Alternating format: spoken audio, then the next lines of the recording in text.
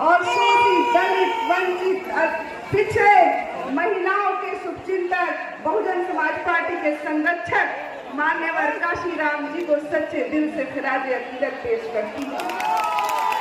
उसके साथ ही साथ मैं हम सबकी नेता आदरणीय बहन जी का बहुत आभार प्रकट करती हूँ आजमगढ़ की जनता की तरफ से और इस लोकसभा घोसी की जनता की तरफ से मैं बहुत बहुत आभार प्रकट करती हूँ। अभी पूर्व में तमाम साथियों ने, हमारे तमाम आदरणीय नेताओं ने इस चुनाव के समीकरण वो झाके, अरे दबा दो हथिया पे बटन, न ही झाके, न हूँ ताके, न हूँ ताके, न ही झाके। इसलिए मैं जाते जाते अपील करना चाहता हूँ करों के लिए लड़ाई लड़ी, कानून बन चुका था, एक्साइज ड्यूटी लग चुकी थी, लेकिन हमने लड़ करके उनकी आर्थिक तो बदहाली होनी थी उससे बचाया।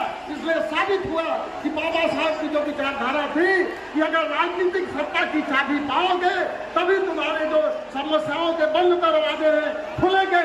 इसलिए सवाल बाकी है, सवाल को हल करने के लिए पार्लियामेंट में हमें भेजिए चुनाव निशान हाथी की बटन दबा करके भारी मतों से विजयी बना के बहन मालती के हाथों को मजबूत कीजिए। जय भीम, जय भारत। आप सभी लोग जोरदार के मान्या बहन जी का सम्मान करने का काम करें। आदरणीय बालकृष्ण चौहान जी।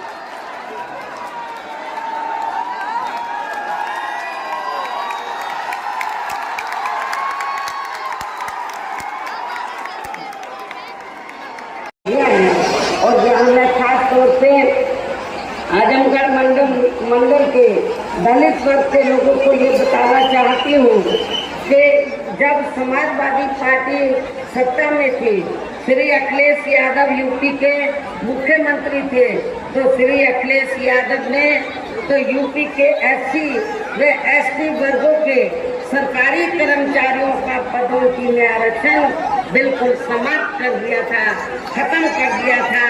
तो मैं आजमगढ़ के दलित वर्ग के लोगों से, कर्मचारियों से ये पूछना चाहती हूँ, क्या आप लोग ऐसी पार्टी को, आप लोग क्या ऐसी पार्टी को वोट देंगे?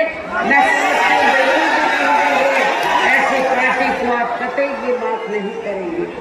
साथ ही केंद्र में राज्य ये है कि उत्तर प्रदेश में 4 बार हमारी पार्टी के नेतृत्व में रही सरकार ने चुनाव में अपनी पार्टी के बिना कोई जारी किए गए चुनावी घोषणा पत्र के ही प्रदेश में आम जनहित में काफी कुछ ऐतिहासिक कार्य करके दिखाए हैं, तो उससे इनका स्थायी तौर पर भला होने वाला नहीं है।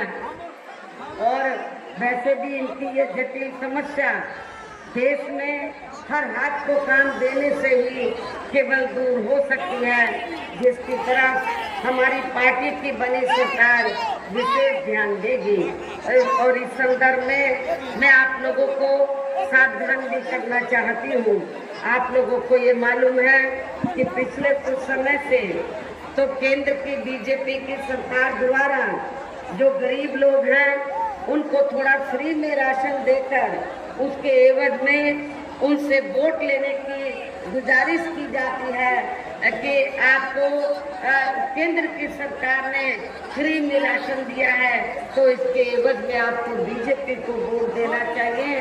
आपको बिल्कुल भी इनके बहकावे में नहीं आना है, इनके चक्कर में नहीं आना है, क्योंकि पूरे देश में जो गरीब लोगों को फ्री में जो थोड़ा सा राशन दिया जा रहा है तो ये बीजेपी की जेब से नहीं, आरएसएस के लोगों की जेब से नहीं दिया जा रहा है, बल्कि देश की जनता जो टैक्स के जरिए सरकार के पास पैसा देती है उस टैक्स के पैसे से ये राशन मुफ्त में आपको दिया जा रहा है। ये किसी नहीं। साथ ही देश में अपनी एकमात्र हितैषी पार्टी बहुजन समाज पार्टी को ही देना। उत्तर प्रदेश की तरह ही केंद्र में भी अपनी पार्टी की सरकार बनने पर फिर पूरे देश में यहाँ अपनी पार्टी की सर्वजन हिताय व सर्वजन सोसाइटी नीतियों पर आधारित सरकार चलाएगी।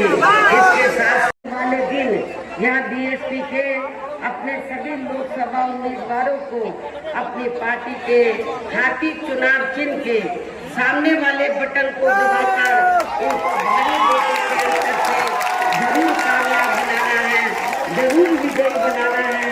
इस खास अपील के साथ ही अब मैं अपनी बात यही समाप्त करती हूँ। जय भीम, जय भारत।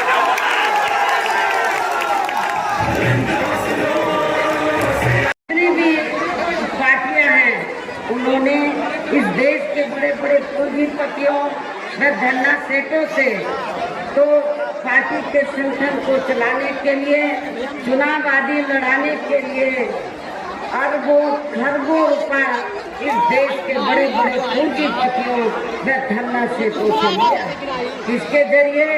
बॉन्ड के जरिए।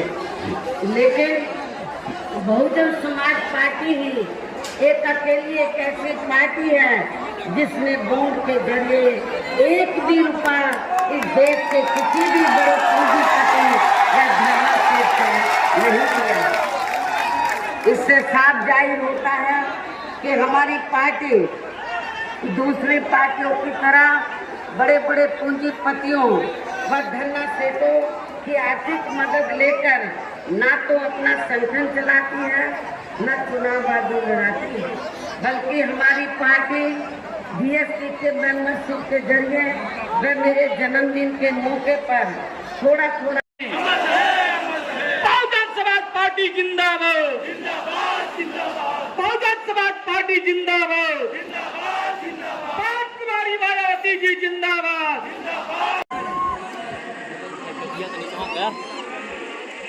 सफारी में